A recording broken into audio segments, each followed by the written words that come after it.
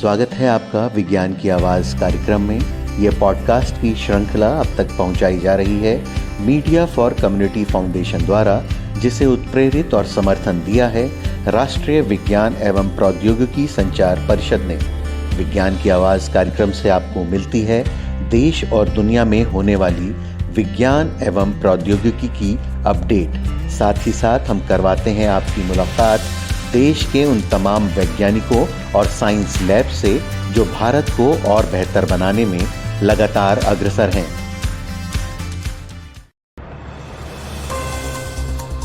आज के top science update. Bharat ने फोड़ा नारियल, अमेरिका ने भेंट की मूंगफलियां, निसार उपग्रह अमेरिका से चल के आएगा भारत।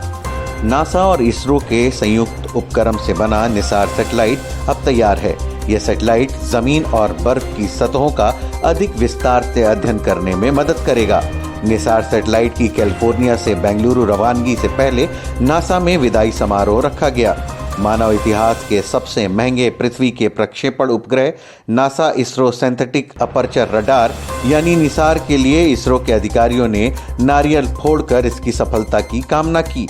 $150 करोड़ की इस परियोजना पर नासा और इसरो मिलकर काम कर रहे हैं। इसे कैलिफोर्निया से भारत के लिए रवाना किया गया। भारत पहुंचने पर निसार पेलोड को एक अंतरिक्ष यान बस में लगाया जाएगा और इसका परीक्षण किया जाएगा। उपग्रह को 2024 में श्रीहरिकोटा से GSLV रॉकेट द्वारा लॉन्च किया जाएगा।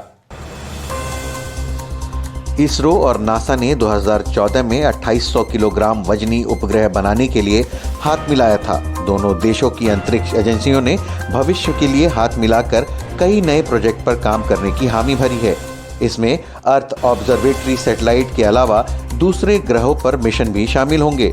दोनों देशों के शीर्ष अधिकारियों के बीच इसे लेकर सहमति बन चुकी है। हाल में ही भारत और अमेरिका के अधिकारियों ने विज्ञान और तकनीक के क्षेत्र में सहयोग बढ़ाने को लेकर बैठक भी की थी। आपको बताते हैं क्या है निसार की खासियत। निसार पूरी पृथ्वी को व्यवस्थित ढंग से नक्शाबद्ध करेगा। 2 अलग अलग रडार जमीन, पानी, जंगल, कृषि, हिम पर लगातार नजर रखेंगे। निसार तकनीक सतह पर 1 इंच तक के आकार में हर दिन 12 दिनों में आए बदलाव को पहचान लेगी। निसार हर 12 दिनों में पूरी धरती की तस्वीरें लेगा। एक तस्वीर का sample size lawn tennis court के बराबर होगा, जिन्हें 5 GB प्रति सेकंड की रफ्तार से धरती पर भेजेगा। इनसे प्राकृतिक आपदाओं, खासतौर से चक्रवातों के खतरे समय रहते पहचानने में मदद मिलेगी।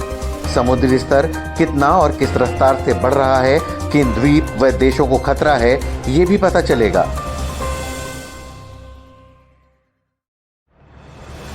डॉक्टर जितेंद्र सिंह ने कहा कि राष्ट्रीय शिक्षा नीति NIP 2020 विश्व में भारत की उन्नति के अनुरूप है। केंद्रीय विज्ञान और प्रौद्योगिकी राज्य मंत्री डॉक्टर जितेंद्र सिंह ने एक कार्यक्रम में कहा कि प्रधानमंत्री नरेंद्र मोदी की राष्ट्रीय शिक्षा नीति NIP 2020 विश्व में भारत की उन्नति के अनुरूप है। उन्होंने कहा कि NIP 2020 भारत में स्टार्टअप इकोसिस्टम का पूरक है, जो छात्रों और युवाओं के लिए जीविका और उद्यमिता के नए अवसर प्रदान करने का वादा करती है। डॉक्टर जितेंद्र सिंह ने कहा कि विज्ञान और प्रौद्योगिकी मंत्रालय भारत में स्टार्टअप आंदोलन को बढ़ावा देने के लिए शिक्षा संस्थानों को साथ लेकर चल रहा है।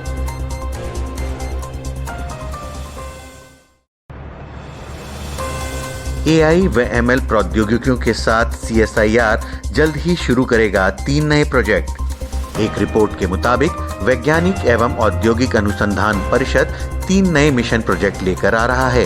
परियोजनाओं में waste to wealth, artificial intelligence, machine learning, बहुमुखी अनुप्रयोगों और बाजरा मशीन के लिए आधारित प्रौद्योगिकियां शामिल हैं। CSR की महानिदेशक एन कलेसेल्वी ने कहा, वर्तमान में 3 नए मिशनों को प्राथमिकता दी जा रही है। वेस्ट टू वेल्थ मिशन कचरे के वैज्ञानिक प्रसंस्करण को शून्य लैंडफिल और शून्य अपशिष्ट राष्ट्र बनाने के लिए सबसे आगे लगाएगा। सभी 38 CSIR प्रयोगशालाएं समाज को अधिकतम लाभ प्रदान के लिए अनुसंधान और नवाचार माध्यम से कचरे के उपयोग में योगदान देंगी।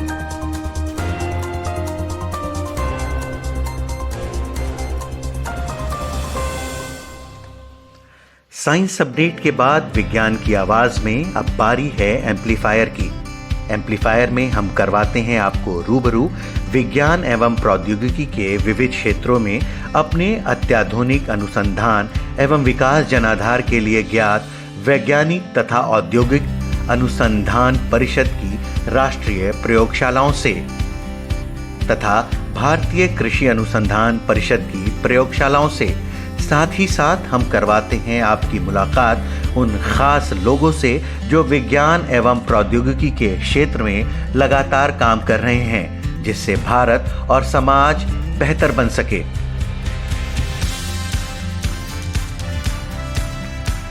आज के हमारे एपिसोड में भारतीय कृषि अनुसंधान संस्थान पूसा के वरिष्ठ वैज्ञानिक डॉक्टर सी भारद्वाज बता रहे हैं पूसा द्वारा शोध किए हुए चने के बारे में।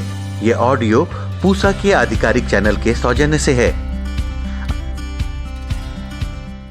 आज हम चने की जो उन्नत प्रजातियां हैं जो हमारे पूसा संस्थान से विमोचित की गई है, उनके बारे में हम आपको जानकारी देंगे।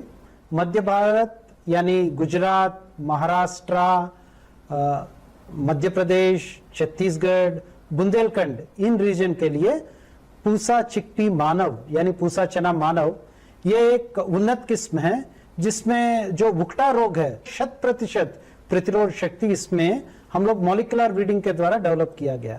इसकी औसत उपज 3 टन प्रति हेक्टेयर है। इसी तरह हम लोग 2 और किस्में, एक पूसा चना 10-216 और पूसा चना 4005, ये दोनों किस्में पूसा 1016 जो है मध्य भारत क्षेत्र के लिए यानी गुजरात, महाराष्ट्र, मध्य भारत, छत्तीसगढ़ और बुंदेलखंड रीजन के लिए, और 4005 राजस्थान, पंजाब, हरियाणा, दिल्ली और पश्चिमी उत्तर प्रदेश के लिए विकसित की है। ये दोनों किस्में ऐसे हैं कि ये शुष्क समय यानी जो ड्राउट कंडीशंस है, जब पानी बहुत कम भी आती है तब भी इनकी उपज बहुत अच्छी आती है। पूसा 4005 में बहुत कम वर्षा पे भी ये ऑलमोस्ट 2 टन प्रति हेक्टेयर, और इसी तरह पूसा चना 1016 भी 2 टन प्रति हेक्टेयर बहुत कम से कम बारिश में भी दे सकते हैं। उसके साथ ही वुक्टा रोग प्रतिरोधी है। 4005 जो एस्कोकाइटा ब्लाइट उत्तरी पश्चिमी क्षेत्र में आता है उसका भी ये रेजिस्टेंट है। तो आजकल बहुत से किसान भाई यहाँ मैकेनिकल थ्रेशर जो कंबाइन आती है, इसी से आप कटाई और हार्वेस्टिंग दोनों कर लेते हैं। तो इसके लिए हमने पूसा पार्वती का विमोचन किया है। पूसा पार्वती जो है ये भी मध्य भारतीय क्षेत्र के लिए है और इसकी औसत उपज 2.2 टन प्रति हेक्टेयर है। साथ ही साथ ये मैकेनिकल हार्वेस्टिंग के लिए उपयुक्त है। इसी तरह हम लोग यदि पूर्वी उत्तर प्रदेश, झारखंड, बिहार के जो किसान हैं जो धान के बाद चना लगाते हैं, तो इसमें इनको जल्दी पकने वाली 108 से 110 दिन के अंदर जो पकती है, अधिक उपज देती है। और यहाँ एक फफूंदा रोग आती है जिसे हम बोट्राइटिस ग्रे मोल्ड कहते हैं, इसका प्रतिरोधी हो ऐसी किस्म की सख्त जरूरत है। और पूसा 3043 जो किस्म विमोचित की गई है इस संस्थान से, ये इन सबके लिए काफी उपयुक्त है। साथ ही साथ ये 2.2 टन प्रति हेक्टेयर की उपज देने की क्षमता रखती है। आप लोगों को काबुली किस्म जो मोटे दाने वाली है उसका भी आपको काफी डिमांड है। और जो मोटे दाने वाले किस्में जो उत्तरी पूर्व क्षेत्र में इनको उगाई जाती है उसमें वुक्टा रोग के साथ साथ एस्कोकाइटा ब्लाइट ये भी एक फफूंदा रोग आती है, और इनकी प्रतिरोधी वाली किस्म है पूसा 3022। इसकी 100 दाने की वजन 40 ग्राम के बराबर है। दाना सफेद और बहुत आकर्षणीय है, और साथ ही साथ इसकी उपज प्रति हेक्टेयर 2.7 टन से 3 टन प्रति हेक्टेयर है।